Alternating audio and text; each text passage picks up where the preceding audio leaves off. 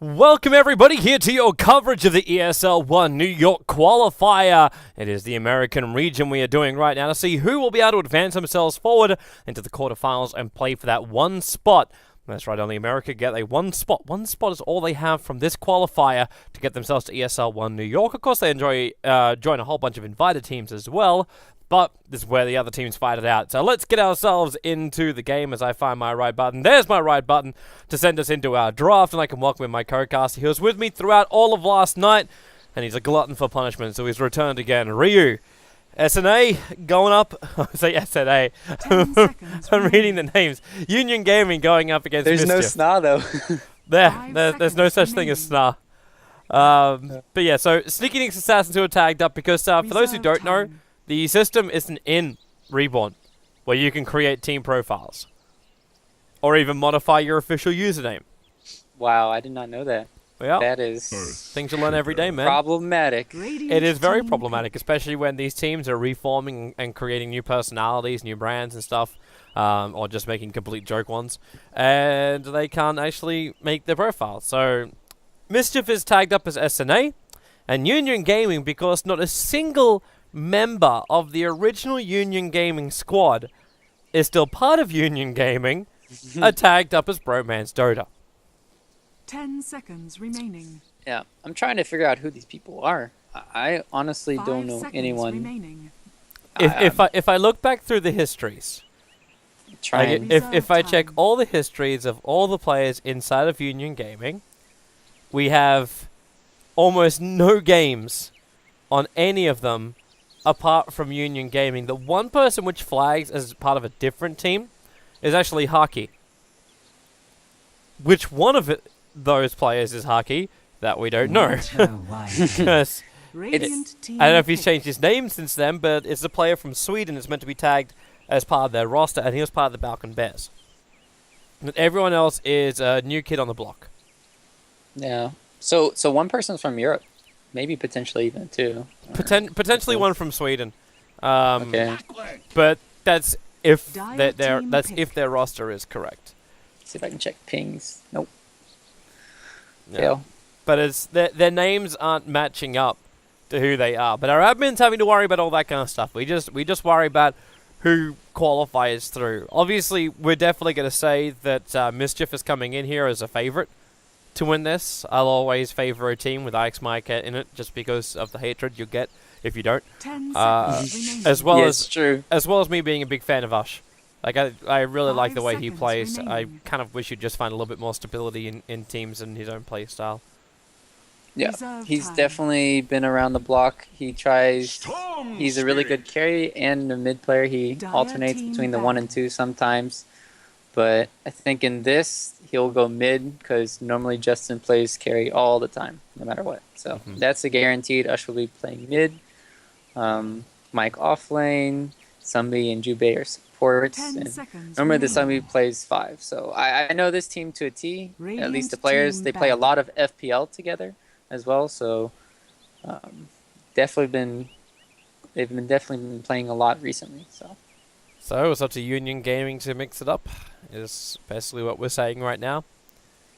And 10 seconds maybe defeat remaining. the more well-known players. It's always a bright Right. side when you come into games like this and no one has Dire any team idea what ban. you do. So banning against them, drafting against them, you're just banning out what is normal. Like, something which you'll be a little bit frustrated by. Unless these guys have actually met themselves up in the met against each other in in-house 10 leagues. seconds remaining. That might be Right. one way they know each other, and then they will have that insight onto some of their 5 players. seconds remaining. yeah, they could scrim, or maybe they could potentially even watch scrims. Normally, everyone has it on Reserve private time. lobby, but I've seen some people keep it on though. It's kind of weird when they do. There's only 2 games which have happened for Union Gaming since their new team is formed. Now they played in the Nanyang qualifiers, so they got 1-0 by Fire Dota, Radiant team where they back. ran this Lycan, Darkseer, Wyvern, Earshaker, Templar Assassin combo, and they lost to a Tusk Techies. Poor bastards. I mean, that's kind of not their fault though. It's tough 10 techies. seconds remaining. It's problematic. I won't deny that one. And then they The Lycan played probably a tried best to of hold the 3. game. They played a best of 3 up against Cloud9, and Cloud9 2-0'd them. This was Reserve also time. Cloud9 with IXMike88 actually playing in that game. So he came in and was a substitution for Brax in Cloud9. Okay. So he's actually played up against this team before. And it looks I don't like think they're too worried. yeah, they're running a Radiant slightly team different pick. lineup to what they had before. In fact, they're actually running a very different line to what they had before. Cookies wasn't part of that at all. So yeah, Dire team pick. It's yeah. We're just gonna have to see how they play now. Let's see who's the better team. I mean, yesterday we saw so many games where we thought it was over, and then all of a sudden, well, bam, enemy team comes back, and all of a sudden we have a game for the next 60 minutes. that is true. If you did miss the games from last night, Rio and I we burnt past the midnight oil and started 10 seconds yeah remaining. we started like lapping in the sun rays. I literally walked home to sunrise. 5 seconds remaining. But it was a great night. It was a great night at Dota. Siren. And, That was really good. Radiant maybe team we pick. can get the same this time. So UG, they start with a Clockwork as well as a Wyvern. I'm never really gonna say that's a bad thing. The Skywrath Mage is a little bit out there, however. Like I can understand the pickup against the Storm Spirit, but at the same time, if that Storm gets momentum, that Skywrath Mage is going to be food. Yeah, I guess you could say the biggest thing is Wyvern and Skywrath each can counter Storm if he goes on 10 the other. seconds Like if he goes on remaining. Skywrath, then Wyvern can ulti. If he goes on Wyvern, then Sky 5 can silence him, seconds and then remaining. Storm could be pretty much in trouble. And also, they have a really good combination right now: Clockwork Reserve plus time. Sky, Hookkin, ulti. It's just bam, systematic. Yeah. And it depends on how Clock roams this game too. Like if he gets some fast levels, they can go mid, shut down the Storm, or is Storm going to go retreat to the jungle? And speaking of yesterday, we saw a Naga Siren core yesterday. I don't think it's going to be the case in this game, but the potential is still there. It could happen. The split push of Bromance is pretty poor. Clockwork is not too bad at catching out heroes though when they're doing the split push, but catching out an illusion-based hero, that's not a pretty time. Yeah, if Naga gets farmed, it looks right now at least like easy win for SNA in the later game. And that's what Union Gaming have to start thinking about that. So how do you deal with Song of the Siren so you're able to survive once the initiation comes after Song of the Siren, or one way you can maybe even catch up to the Song of the Siren? And if this is a Naga core, throw it in the 10 back of your seconds mind, remaining. how do you deal with a split push? You've already got yourself an offlaner and 2 supports, 5 so we have to seconds look at a remaining. core, and they've only got 2 seconds on the clock, so they have to make a choice. And their choice is Shadow Fiend. Not bad for dealing with illusions, Dire not a team bad pick. laner. But they're definitely going to have to be on top of the stacks to keep him farmed up. Yeah, and also he can clear waves fast too, and he can pressure towers really well. When he has his souls maxed, he has a lot of bonus damage, and that's what I was looking for. All these other heroes are like get kills around the map, but they don't have that much wave clear. They can't really kill the towers, so this does help them. It's also a good 10 mech carrier if seconds they want to get remaining. really up in their face early game, and it's an 5 all-around good seconds pick here. remaining. Yeah. He also gives me that team fight I was searching for. So just trigger Reserve BKB time. after Song of the Siren goes and wind up your ulti and let it go. And that's when Mischief won't be able to Yeah. fight. It's gonna be difficult not to call him SNA. It really is. I already said SNA twice, and I tried to venture on to say Mischief. Most of these guys were in SNA. I think like what are we missing? Like Fluff? Is that it? Like- Was TC in there too? Yeah, TC was an TC. yeah, he was yeah, it was Fluff and TC that stuck together.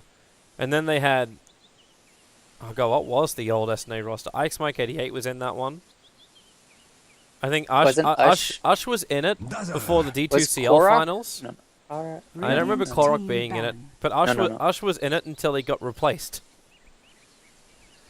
And then they brought him back. So welcome to Dazzle, one of the heroes with the poorest win rate at TI5. Poor guy. He really is a poor guy, but at the same time, man, I've seen some fantastic games with Dire him. team It was ban. just a rough tournament for him. Too many teams get used to playing against He's him. just really weak early on. Like he's suffers from zoning out the enemy offlaners, and you can see how much space the offlaners can get. Earthshaker, 10 seconds Tusk, and remaining. Clockwork, they just pull the creep wave back, and they can do whatever they want. 5 And then Dazzle seconds doesn't have like a remaining. stun, so you can't really dive these heroes. He's Maybe you can get Shallow an Grave. enabler for everybody else he plays with, or is a burst combo hero. That's kind of Dazzle. And I'm getting, Cart said his win rate at TI was 46.9%. That's Which is pretty poor. not, yeah, it's not good at I think it all. was I remember looking through the stats that were because I looked it up Dire after team Sirax pick. Sykes referred to it in his video, and Team Secret had something like a 36% win rate with it, so it was even lower for them. And we get a Phantom Assassin, not a hero we see a lot, and not a hero I think is going to function very well up against this lineup of Mischief. Like Yeah, I got there's too much kinda control called on out. him. I don't know if you heard of it, but I said, like, in a 1v1 situation with, like, max items, 10 I said seconds PA was, remaining. like, my number 2 hero. Really? I said Void was... Yeah, it's because... 5 seconds I don't know, remaining.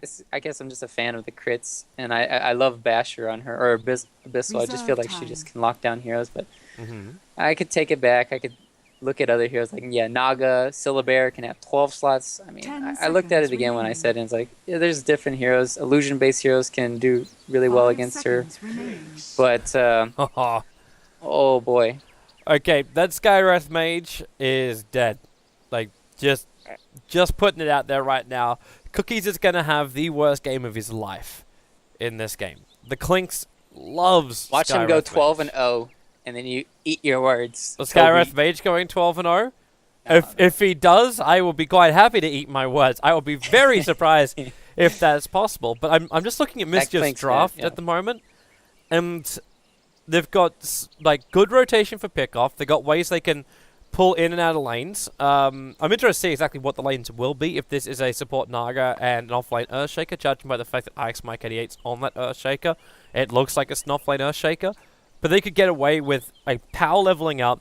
10 seconds Then remaining. when you actually have Union Gaming ready to fight, they will have Song 5 of the Siren, seconds because remaining. Clinks will rotate out of the laning and give the Naga space to find his levels.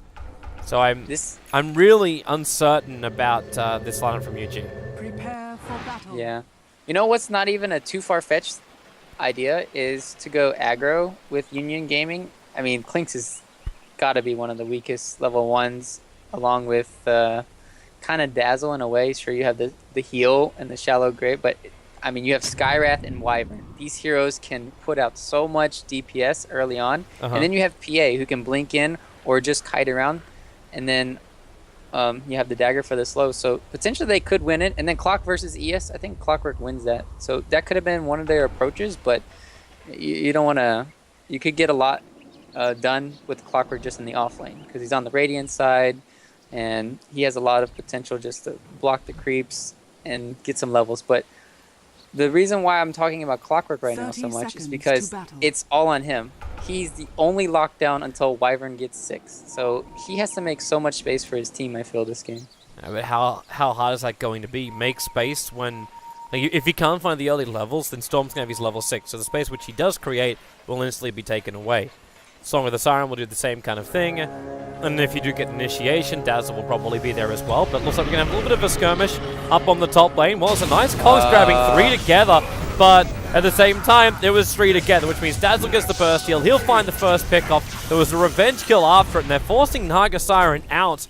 But the Searing Arrow is burning away at the SF, and they're not going to walk through the double remnants. So If who he got the had gotten bounties? a Earthshaker 3-man and SF. Cogs pushback, that would have been great. I don't know about the trap, though. That kind of sealed the deal. I think it cost them. But first blood, or still there was a kill trade for the Shadow Fiend, so he just got his bottle, so that's really good. I apologize as well. We had some frame loss at the start of that fight. So 1 minute he was there, 1 minute he was gone on my screen. But hello, Reborn. That Dazzle heal bomb just annihilated him. That's why the 3-man Cogs was not a good thing. And Alex Mike 88's can be happy. He managed to pick up that 100 rune. But he might have himself a bit of a rough time up against his Phantom Assassin. Yeah. he has to be worried too, because this is one of the heroes that can catch out Mike pretty easily. And if they have a silence to make sure he doesn't cast a fissure, he can go down really easy. But they're just going to be putting all the support mid lane just to shut down Ush, which isn't a bad idea. It's not a bad idea. The issue they're going to have is the fact that Ush is still keeping up with CS, and once he got that bottle, it won't really matter. But the upside is the fact they're actually bringing Sunbeam into this mid lane, so we can't just walk back and stack inside the jungle for the Storm Spirit to farm up a little bit later. So they're kind of hampering that a little bit. It's like, I'm waiting for this last heal to come in, and then him just to move up and go for the sap. And they already did stack one time for Shadow Fiend too, so they've been playing really well so far. Getting everything down to a T, I want to say, in this mid lane, except for Shadow Fiend missing some easy last hits. He only has 5, where Stormer has 9. He's getting babysat too, so it's kind of weird to see that happening. Oh, Justin, impatience. He just burnt himself off twice on cogs. Because he just wanted to walk up the hill, didn't get the timing right for when the cogs would dissipate. So he's only got himself 4, maybe 5 searing arrows at this point up against the Clockwork. Which isn't enough. He needs more regen. He's got the Sage's Mask at least, but until he's got the Ring of Aquila and some other things up his sleeve, he's not going to feel comfortable at all. Probably see him rush for a Soul Ring then at this point, because, well, the thing is you have to let Storm get your bottle. But let's see. Yeah, you got the Soul Ring recipe on the courier, so that's a good idea to have that. And Mike, looking at him, he's level 3 already. And he's almost got his Tranquils. This is huge for him. Clockwork. He just keeps doing this. Like, it's just this fissure move which is able to block up the creep wave. Clockwork's doing the same thing up on the top lane. But it's the way for these, like, you're talking about it before. Like, what do you do as a Dazzle when you're so passive you can't dive under the tower when Shaker and Clockwork just keep pulling the lane back every time? Should be good for him now. Clockwork should be catching up to Mike in levels. But see, they did it where Mike did block the wave, but their creep equilibrium's easy to sustain, whereas Clockwork, he did the pull block in, which is so broken in my mind, but I don't know. It's in the game, and it's really good and effective. You just use everything to your... use everything that you have and just use it. I mean, I'm trying to say is where you have the block and you just go for it. Man, words is hard to say. Don't worry. If it helps you, I'll use less. No, I need to use less words too. Alright, so Clinks is getting a huge amount of farm up on top. It's only a matter of time before he gets level 6, and then Death Pact will allow him to efficiently move through the jungle. I'm seeing Nagasaran only at level 3, but she'll get some decent space up against this Clockwork once Clinks goes for a rotation. This will force the Clockwork to also go on a rotation, because he has to help out the supports of Union Gaming, who are the lowest on the board right now. Like, the Dazzle's pretty low anyway. He's still sitting just over 2.5. But the Skywrath Mage, as well as Wyvern, having both of them so low, does not help. Yeah, they're going on Ush, but Ike's Mike gets here with a Fidget, so he's going to already get that stun into Cookies. And Ush, that raise! I don't think it's going to bring him down that low, but it's a level 3 raise going to work. But they don't find the kill, Union Gaming. They are keeping Storm from his level 6, which is a good thing. Skywrath Mage, though, still not level 3. If he had that silence, I think he could have helped deal enough damage with the extra boost to magic. So, meanwhile, when you were talking about Clockwork top lane, I feel for him because they got net on Naga, and as long as Justin gets level 6, it'll take maybe 4 or 5 shots once he has a creep eaten. And yeah, he needs to play really careful. Alright, so if you're SNA, if you're Mischief right now, what's the timing we're searching for? Like, what's their objective? Is it meant to be the rotation for kills? Or do you feel because you got someone like a Clinks, you should be taking out tier 1 towers very early on? Probably give space to the Naga. That's what they're going to do. Justin's going to go rotate around once he's got this level 6. He's probably going to wait for his items on the courier. And then he's going to rotate over and just let one of the supports farm. And then he's going to try to get kills maybe on the Shadow Fiend Or, yeah, I don't even think they can get kills on PA yet until maybe Earthshaker has the Echo Slam up. He's getting there. Problem is getting in range as well for the Echo Slam. Ush managed to pick himself up a haste rune, so he's going to move up and take the stacks. So this will give Earthshaker the space to farm mid lane. The Fissure's, okay, it's not going to last long enough to actually give him the high ground advantage too. So this is going to power level up the Dazzle. Ush almost dying from this, in fact. With the haste rune, he can run away fast enough that he survives. He can just kite out the creeps. But he goes up to 7.5 as Dazzle will crack his 4. There's really good money coming in for the Storm more than anything else. They just realized that they can't make any plays with the haste rune. They're just like, alright, well, we're just going to go back and farm. It's really hard to gank the Shadow Fiend when they keep on sitting behind him mid the whole entire time, and they just keep stacking and stacking. You can maybe make a kill on the Clockwork and pressure the tier 1 tower, but that's not as efficient. Because they can just clear out the stacks, give those levels over, and... It may be Storm? their only option though. Yeah. Like what else are you going to do? You need to get some kind of level of injection of money into your team because you want to be having Clinks with some early items. Like he's going in for Medallion of Courage. So maybe Roshan is actually something else we should be looking at. Obviously Medallion's going to help it for the ganks anyway. But you need to find money in for Ush so we can build up something like an Orchid. And have some level of control. Right now he goes after the Wyvern. But Ekram's going to keep this vision up and they're just chasing it. Requiem Assault's going to pop out right now. And Ush, no man to really jump out of here. The Storm Spirit does find the kill. But the SF with the raise and a little bit of a help from PA also goes to work. But there's your Echo Slam from Hikes Mike 88. Just walks in and crushes the Shadow Fiend. Dazzle still has his Shallow Grave as Phantom Assassin considers going after this, but it's not really the best position for him to do so. So they'll let it go. Yeah. I was going to say it wasn't worth the trade, but after the Shadow Fiend for the Storm, as well as the Wyvern going down, in the end, for sure it's worth it. But they didn't take the stacks. There was one shown. Ooh, I thought Ush might TP bottom. They saw it, but there's no reason to really worry about it. Because you've still got Clinks farming up on the top. You've still got a whole bunch of stacks of your own. And jumping in there to take it, like, if they had an Observe Ward and left it behind, that might have been better. So then they could try and contest it when it happens. Yep, Sunby had a ward, but they had no time. They kind of had to back out, so didn't have any time to place one deep in the jungle.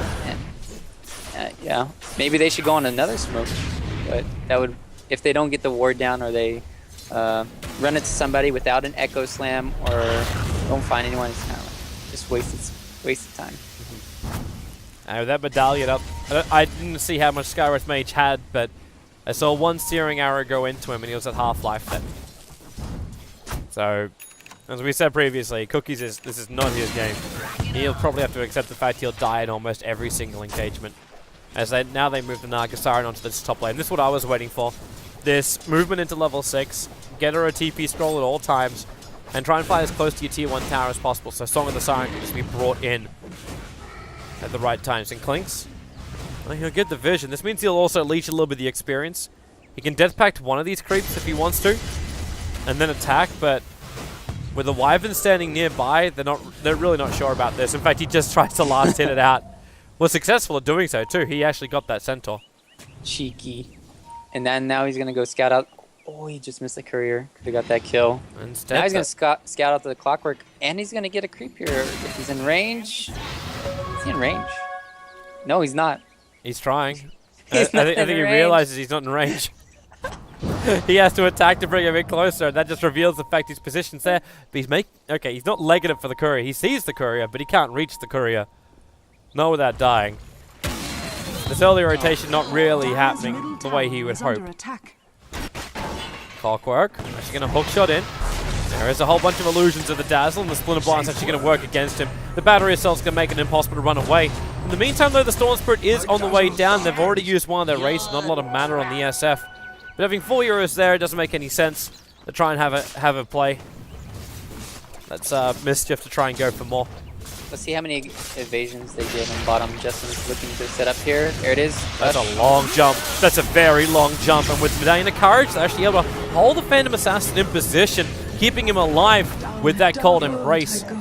But Ush still had enough mana left for one more Remnant and a couple attacks once the Cold Embrace wore off. Yep. If he didn't have Soul Ring there, that could have been problematic, but having enough mana, Klink's doing a lot of DPS, and Wyvern not level 6, sealing the fate. Clockwork's going to get up in the face of Naga Siren.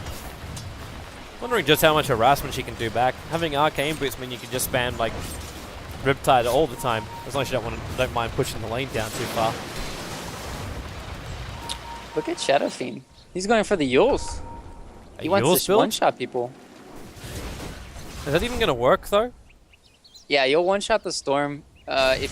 Even if you have Bloodstone, you can still one-shot him. You have to time it perfectly. Justin though, looking, scouting. He came in and stole one of the big satyrs. He's not in range of any Observer Ward, however, and now cookies. Justin would love it, but he ain't getting no cookies. If he was up there 2 seconds earlier, he would have got cookies though. Yeah. Just so close. He was too busy grabbing himself a big creep. And still no real pressure from him. Like, he's moving around and showing himself here and there. Most of the work has been done by these long jumps from Ush. And now, well, okay, Greed, the fissure, they need to just hold him there a little bit longer. They'll lose the Earthshaker, but it's a 1-1 trade off the Earthshaker for the Clockwork. Level 8 versus level 7, so I'm not going to say it's a favorable advantage here for, damn their name. Union Gaming. No, it's not even Union Gaming. I'd say it's not a favorable matchup for Mischief. Yes. All right.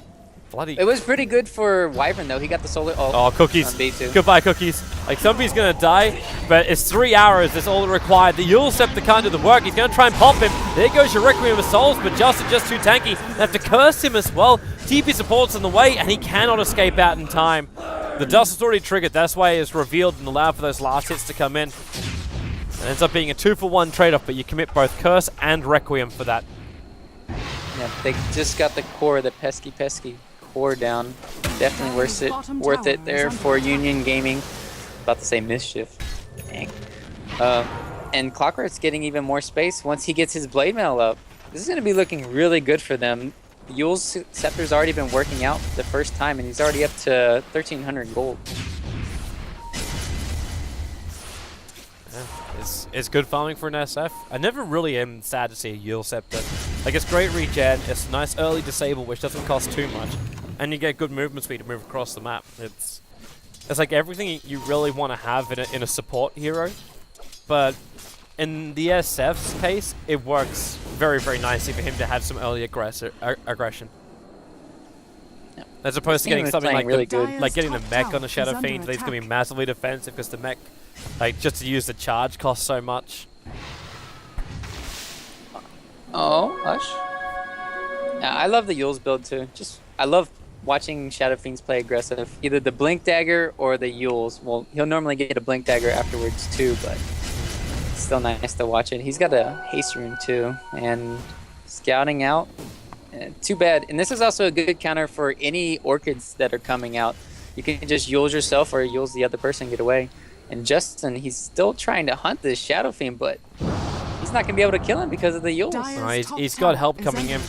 Yeah, his entire team smoked up. They ran in front of the tier 1 tower. Now Storm Spirit's going to jump in. You still got cookies here, but how much damage? Oh, yeah, as you said, not enough, and a perfect curse. Follow-up hookshot as well. He's going to isolate the Clinks. The Fidget doing some serious work, however.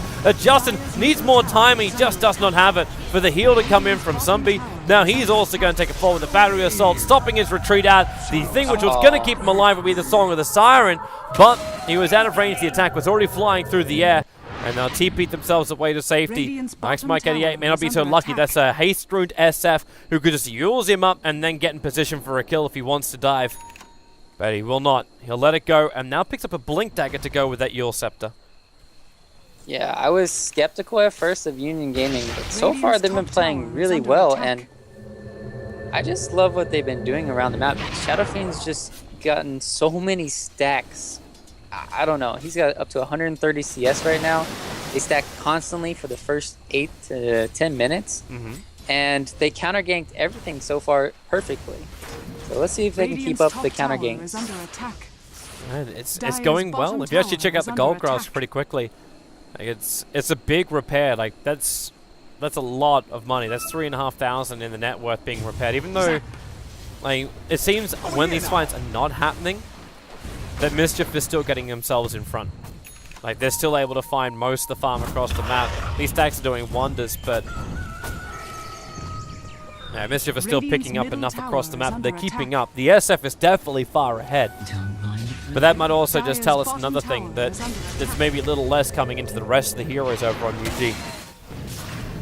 Poor Cookies, though. He just got level 6, so that's going to be something good they can look forward to. Now having the Mystic Flare online.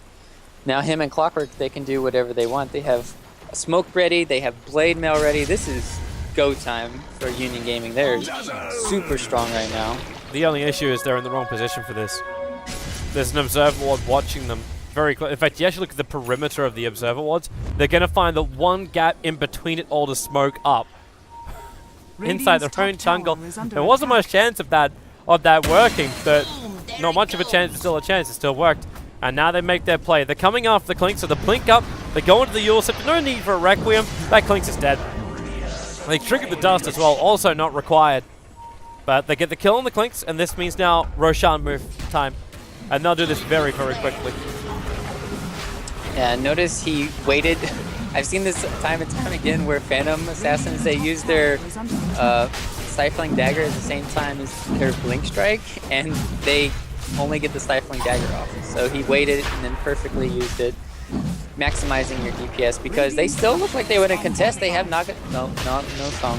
No, there's no song. The Weave got vision, but Ush was too late. Like, he needed to be there a lot earlier, so he then could ball lightning in and get himself back out. That would have been their only real hope. Top tower has fallen. But at the same time, Union Gaming were watching that. They have the Observer Ward down, hence they see Ush, and there's that Cogs to Mystic Flare, combining with the Curse to ensure there was no jump out. What level is that Mystic Flare? I was like, so the Curse is, sorry, Ancient Seal is level 2. It would have been close. Yeah. Would have been close. So they just go for the extra insurance by dropping the Curse as well. He had a Soul Booster. I would have done the same thing. Securing a kill on the Storm Spirit before his Bloodstone. This is pretty good. Well, now they move into something else. That's going to be the bottom tier 1 tower. Looks like Ike's Mike 88. He was playing the core, so getting a Blink Dagger now 18 minutes in on an Earthshaker. It's probably not the greatest thing you were hoping for, but it's definitely needed. Like, if Mayhem want to have, sorry, Mischief, the other M, actually want to try and fight back in this, they need to have a real big wham bam and with no thanks. Yeah, they really only have one AoE if you want to think about it too, and then that's the Echo Slam, whereas on the other side, Union Gaming, the Winter's Curse, the Requiem, they have so much setup. Once they get a BKB, the Echo Slam, oh, Ush. He'll survive through this. That one pop isn't enough yet. Even with a max ult, Song of the Siren will be used. Clockwork sitting on the edge of this with Hookshot still up and running. But they're just leaving. Like, Mischief have no desire to try and fight this at all. I wonder if that was the maximum damage potential. I mean, I'm not an expert on the Yule Scepter combination, but I've seen it do a lot more damage than this. I think you have to stand exactly... Oh, the hook shot. Yeah, he's managed to find the Clinks. Is there a 4-star for a Fissure? Maybe he can push out. 3-man Fissure stun. The Yule Scepter to the Dazzle trying to stop his Shallow Grave at least, but he'll end up dropping. Gets the weave off before death, but his Clink's legging it away. Now the dunk comes in from Ike's Mike 88. Ush going to turn himself around, but Rocky able to get the perfect curse over on Ush. The Storm Spirit's still going to jump after him. They do find that pickup. The Cogs try to keep Ush back out. Enough mana to jump back past that tier 1 tower. So a lot of committal coming out here from Union Gaming, but they didn't have everyone there. The PA is still farming up what is probably going to be the remainder of the Battle Fury. In fact, has the Battle Fury now. Just needs to buy it up from the side. And yep, done. So much space. Like, that Wyvern Curse, holy cow. I thought he was dead for sure. Definitely turning around. It didn't help keeping him alive, but definitely making a show of like, hey, we can make big plays too in this game. They're looking really good. Once the PA has a BKB and the Shadow Fiend, you just have, I don't know. It's going to be really hard for the Storm Spirit to get kills on the core. It's going to be on Mike, and it's going to be on the Naga Siren. We talked about it earlier, you and I. the Song of the Siren has to be on point, and they have to maybe find a way to isolate one of the cores with it. But so far, every Song of the Siren has been defensive. There hasn't been one aggressive setup with a Song of the Siren. Or even when they reset, like there is no reset. It's a Song of the Siren to escape and run away. Nothing more than that. So they're not going to find kills with that. They're just going to like drag out the game. And you're dragging out the game against a flash farming SF and a PA that now has a Battle Fury and a full helm of the Dominator. So you could be looking at other creeps to keep eyes on Roshan. And there's something too which Sneaky Nick's Assassins, aka Mischief, haven't been able to claim yet. One, because it was already taken from them when they lost their Clinks, and two, is the fact they lost the Clinks. He's not finding enough money to finish up this Desolator, so even if he wants to come in and try and solo up Roshan, he can't do it.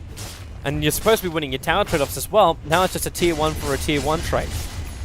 This is, and the worst part is game. he still needs to get a, after his he still needs to get a BKB on Clinks and an MKB for the PA. He's not even close to any of that. Is Justin coming down for the courier? I thought so. It looked like that. Like he's gonna use the death pact again, but no. So he's just instead checking for stacks. Usher's gonna TP himself off that top lane, feeling problems are coming, and definitely does not want to lose any of these Bloodstone charges. Radiant's middle tower has fallen. Whoa, what'd I miss? I'm just looking at Justin too now. Yeah. All eyes are on him. He's got an observable which helps him know when Union Gaming try and rotate back over for him, but he's just not finding any openings. It's just too smart from Union Gaming. They're moving exactly the opposite side. I don't know if they're smart if they're reading it well or if they're just getting bloody lucky, but it's wasted a lot of time with this Clinks. Now he's actually moved down to the 4th highest net worth. The guy who was having practically free farm on top lane now has 8.3k net worth to the 12,000 of the SF and the over 10,000 of the PA. Over here now. Yeah, a lot of space was given to the Naga, but he wasn't able to find any of the kills. That's when this strategy doesn't work out. But look at what they're doing. 3,800 gold on Naga. Yeah. They're like, all right, we know this is going to go late game. We know we don't have enough cores to beat out a PA and SF, so why not add a Naga to the mix with a Radiance and adding their own flash farm? And this is where they get, whoa, Echo Slam from Mike. They're able to kill off at least the Skywrath Mage, but can they find more with the help of Justin? Yes, they can. The Phantom Assassin will get picked off. The committal again of the Echo Slam, but they're perfectly alright with this. Especially when the Dazzle can now find some space so he can have some level of items on himself as well. 2 more Bloodstone charges on Storm, and we've seen what this hero can do with maximum amount of Bloodstone. Instant respawn, zipping everywhere, mana regen for days, and he's going. It looks like Usher's going for a Linken's. I think this is a Linken's. Linken's would make sense. Yeah, I don't think Sheep makes sense right now. Because what if you got to prop the Linken's? Like you want to prop the Linken's and then you can go for the curse. Yeah, I mean, Stifling Dagger is really good against Linken's though. Like if they're sieging or something, you can just keep on breaking it. True. But well, what's his other option then? Going in for a Scythe of Vice if he's not going to go for the Linken Spear. It's BKB wind up. SF. There it is. Yeah, there's your instant pop you were talking about. I knew I wasn't crazy, Toby. I knew it. But that's a level 3 ulti, not the level 2. That's level 3. That's right. Never mind. Maybe it is. You have to be level 3. But that removes the Bloodstone charges. Storm's now down to 6. As Clinks, he's playing in the tree line with the Clockwork. Clockwork doesn't know this. And in fact, Storm Spirit's now TPing himself forward. They're going to go for a long jump. They got Wyvern as well as Clockwork here. So Clockwork hookshots in, buys himself some time. The Blade melts. Oh, Justin's practically killing himself on it. But they do still find the 2-hero pickoff. And they're moving in deeper. The Blink Dagger away from the SF will keep him alive. It can't be long until Roshan as well. Looks like they still haven't fixed that clock. Actually, maybe they have, because that clock's gotten further than I remember it getting. But doesn't it feel like it's been dead for like 6 minutes? It really does. Like, it really does. That's why. Okay, so Roshan respawns in 2 minutes. Okay. So unless he's got an instant respawn time, yeah, the clock is still broken. That would then mean that Roshan's also on, if we assume the clock is broken, he's on max spawn time. Either way, Dire's bottom it looks like tower Mischief now take out the tier 2 tower. Radiant's middle They're tower losing their has tier 2 on fallen. bottom lane. The creep wave is doing most of the work. The PA is definitely helping it out. And here comes that TP to stop it, and it will be a blink away. IX Mike 88 is the man to come in, and he's actually looking at the PA, realizing it's not like an animate. There's no normal blink away, and actually blinks up, and Phantom Assassin force up has to go the Echo Slam to cancel the TP out, and then the long jump in, the hop skip, and PA will end up, yeah, we go, dying. Managed to dodge up a little bit. Didn't get her Alpha Wolf out to safety either, so easy money come in the way of Mischief. That was incredibly high skilled plays from both the PA and the What I Earthshake. miss? Having the Alpha Wolf there for kiting purposes, juking, and then Mike having the Force Staff. If he did not have that Force Staff, he would have got juked. Shadow Fiend. Quality. Quality with a fringe of style. It was a little too easy for him. I like how too now Union Gaming are dropping down sentry wards. Like they threw one down the mid just to see if they can find the Clinks coming in at the wrong time for the Clinks. Roshan is still another 46 seconds away, so they'll have to wait longer for that. So just before our 28-minute mark, Roshan will be back. But with like the Desolator as well as now a Demon Edge is over on the Clink. So Justin's finding his damage. Earthshaker with a 4-star means that this Clockwork hookshot in may not be anywhere near as effective as he'd really hope. Dazzle's even managed to find level 11, so that's a level 2 weave he's going for, and he's pure support. Like, we have Battalion of Courage, Heal, and Shallow Grave, and that's 4-4, like it's a 0-4-4-2 build coming out from this Dazzle. He's all about keeping everyone else alive. Yeah, Poison touches him. Anything this game, he doesn't even need to get it. And Both you can't teams really smoke. zone out the Clockwork early on, so there's really no point in getting it. Oh, PA's dead. PA. There's nowhere to jump. Ush, you have space to jump. The Fish is going to come. The Vortex him back, and the Phantom Assassin will end up dying. He's got no friends to help him. Ush, finish. Alright. Yeah, again, RNG plays a part. But he had no friends because the rest of Union Gaming smoked up for top lane. So they came for first kills and then tier 2. And Roshan is alive now, so Clinks really wants to get in here and take this nice and quick. Let the tier 2 tower go for Roshan. That's an acceptable loss. And looks like Ush will be picking it up. That'll help against these bombs, and he'll also have the Lincolns after this. So trading a Roshan for a tier 2 is going to be good for them. They might lose on the map control a bit, but Ush needs to stop getting one-shotted by the Shadow Fiend. And anything you lose in the map control, we still have to remember we're running a Naga Radiance. So you lose a little bit of map control, but you look at the mid and the top, it was pushed in by the Naga Illusions. And in fact, they started creep skipping at some point, so it just makes life easy. Greed, real troubles for him inside the Dire Jungle. Gonna force stuff up into the Cogs. The Echo Slam from Mike will reach him. And the Fish is keeping back our cookies. He's going to force up himself away from the SF, who blinks down, chasing him, but the Ooh, Shallow nice Grave is up. The Yule Scepter up as well. All he wants is just one attack to make this worth it, but the Heal Bomb, it kicks in. Finally, the Wyvern comes in from the side. They really want the SF. They don't care about the Wyvern. They want core kills. Reckoning of Souls winds up, and Ush this time will survive. He had the Aegis more to ensure he would survive too. That was a double ulti too, right on top of him. Well, almost on top of him. And he still didn't die. And that's problematic for the SF. He's down to 18 souls now too.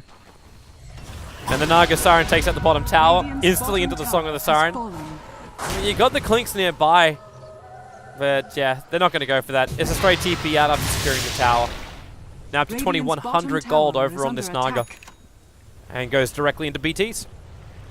Yep, I love this build. Get the arcane boots first, help out as a support, then you transition to that radiance, and then you get the boots of travel, and then now you can get the Octarine core. Perfect itemization so far from him, and well, one thing you want to say the most about this game is that PA. Like, if there's anything that's gone wrong, it's PA on Union Gaming. He hasn't found the BKB farm. He has enough for his Mithril Hammer right now, but he's still lacking 1,300 gold for it. And it was looking really good for them, but 0-4, getting shut down, it's really setting them back. It really is. You definitely do not want to be looking at that graph. And you just see how much of an advantage they held and how much they've lost. just in the last 10 to 15 minutes, it's disastrous for them. Like, they've still got the SF as the top net worth, but he's going to get to a point soon where he's going to just have no one else around him. Almost like what happened in that fight in the Dire Jungle. Like, it starts up, your Clockwork gets picked off nice and early, so you don't initiate already. You blow most of your ultimates, and then as an SF, you're the last one running out of there. They just need to find a way to get PA back in this game. Whether It's so that's hard. they get a kill. Now that you got a Monkey King Bar as well over on this Clinks, like the PA's Oh, evasion is not going to help, and there's your jump in. The weave's going to start already, and it's going to be Rocky Balboa, the man in trouble. The Fissure and Glimmer Cape actually going to keep him invis for half a second because that sentry ward's already down. So they have perfect vision of the Wyvern, and the armor has just been stripped from him. He's negative 21 when that medallion was thrown on him. And you've still got the Aegis Immortal for Ash to work with. It's almost like he wants to die to get his mana back up, or at least force out some initiation. Ice Mike 88 starts it up, having that Echo Slam, and Ash able to finish the job. So 2 heroes lost again. Mischief gets away with just these easy pickoffs for no collateral damage. Yeah, the core heroes of Union Gaming had to have been saying back, back, back. Wyvern just died. And then they kind of sat there for a good 5-6 seconds. Just like, well, we don't know what to do. Let's go in, let's go in. Yeah. Kind of hurts them there. It really does, because now they don't have buybacks on these heroes. They have to use Fortification, and Ush jumps in deeper. Remember, this Aegis Immortal is still timing out in just over a minute. And when Justin moves to the front lines, that damage into buildings is just so high. And they can rotate towards the bottom lane if they feel confident enough. But the Clockwork's going to come back up. You don't have Echo Slam available, but you've got Glimmer Capes also up and running as, well, goodbye Sunbee. Hopefully he'll come back. But you got that Glimmer Cape for the Earthshaker. Not a lot of mana on him, so he's practically just a fissure and relies on Soul Ring to get a little bit more. But having the Clinks and that Aegis the Immortal, like, to me it seems like a perfect ticket to stay where they are. Yeah, they have Dazzle, Heal, Fissure, and Song. Like, there's so many get out of jail free cards, as well as the Aegis. Like, they don't have to be scared of anything. Even the Storm Spirit, 13 Bloodstone charges, you can guarantee he's going to be picking up another 2 before he dies. And that will basically mean he respawns in like 5 seconds. It's just... Yep, they missed their window. This is what happens when PA gets picked off constantly. Just too squishy. Which is funny squishy. Considering PA got such a great start. Like, Yeah. But never got to that last item you said, like that BKB never arrived. That's the most crucial item on PA.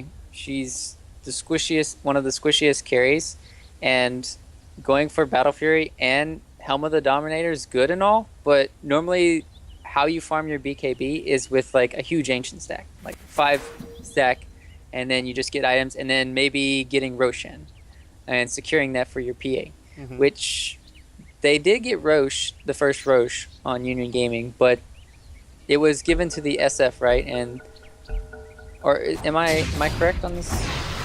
Or there's only one Roche? Yeah, it's only been... No, there was 2. Yeah, because they gave it up because the Storm Spirit didn't jump in. Yeah, that was the first one. All right. Yeah, but yeah, they gave it to the SF.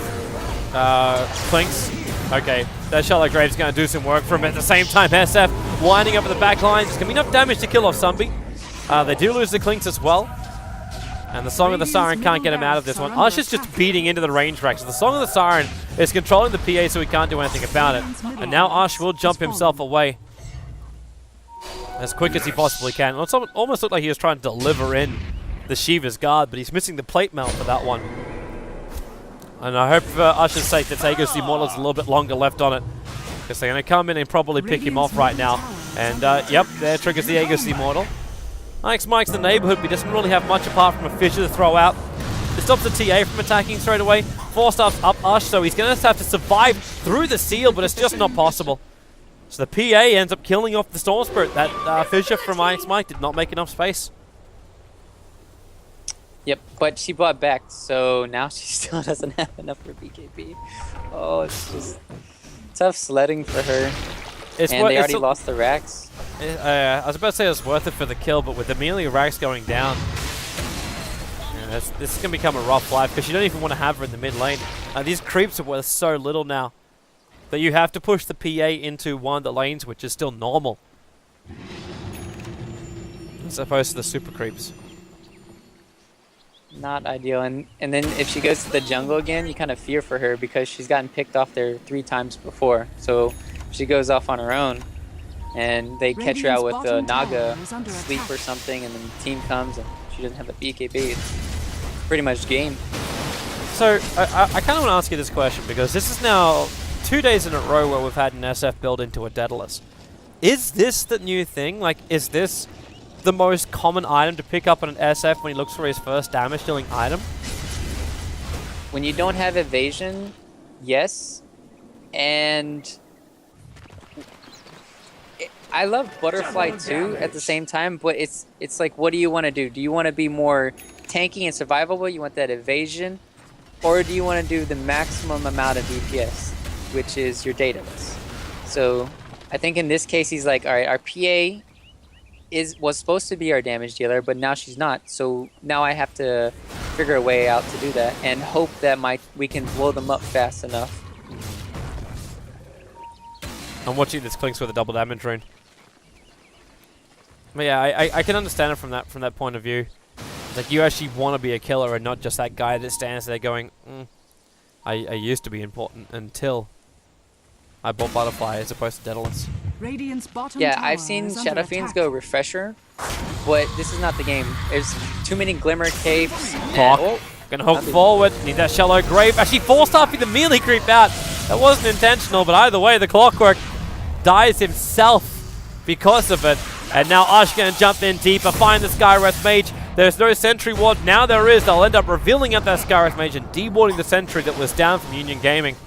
And with these 2 hero pickoffs, we should be looking at a bottom racks, because there's no Clockwork, there's no Skywrath, and no buyback from either. Hence, none of those 2 heroes will not be here. Yep. And looking at Ush, he picked up his Shivas before this. Gonna be really hard. Oh, he's going for it. Actually jumping in. Clink's coming in from behind, and well, that means IX Mike 88. The curse will lock him in position, but they've lost their Phantom Assassin on the back line, and Clinks just wants to beat through the Shadow Fiend. Able to do so. The BKB will protect him from the ulti is now alive, and yeah, they just called GG. This game is over. Mischief able to get it. Too much momentum, too much power, and power which cannot be answered by Union Gaming. Game number 1 goes the way of Mischief. Yeah. Just like half a second too early there at the end. They could have killed the Storm towards the end there, but he had like 14 Bloodstone charges. Would have probably come back in the next 20 seconds. Probably would have lost the fight too. Clinks was in the back line, and oh my goodness, Jubei, what a performance. 0-0-6, what a, it's like a boring rice farm game for him. He was just one of those guys. I felt like that those six assists was just because the Radiance was doing the burn. Yeah. Like he actually probably never attacked a hero himself, but he did what they had to do, and that was probably where you've got to say, Mischief, they played really smart Dota. They understood that they had a really bad start to the game. The SF was flash farming so much, but they realized how they could win. They kept the split up. They got the 2 pickoffs. So you notice, like, every single time they won the fight, it wasn't because they killed the SF. It was because they killed the Skywrath or the Wyvern or the Clockwork. Yep. And that's where they played smart Dota. For now, we'll see if they can do it again. We'll come back for game number 2, so stay tuned. We have game 2 of Union Gaming going up against Mischief to find out who will advance himself forward into the quarterfinals of the ESL 1 New York Qualifier. We'll be back.